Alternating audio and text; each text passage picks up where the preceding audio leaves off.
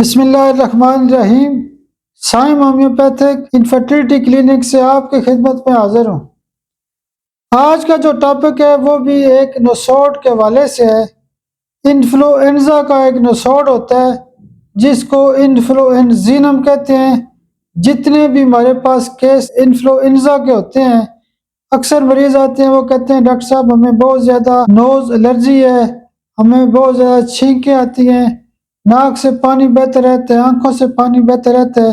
یعنی جب بھی ناک کی الرجی کے والے سے کیس آتے ہیں، رینائٹس کے کیس آتے ہیں، یا جو بھی یعنی پودوں کی وجہ سے الرجی ہوتی ہے، ڈسٹ الرجی ہوتی ہے، اور بہت زیادہ جو نوز کی الرجی ہوتی ہے، اس میں ہم جب کیس یعنی آرڈر لگاتے ہیں تو ایک ڈوز ہم انفلوئنزینم سی ایم پاور میں دیتے ہیں۔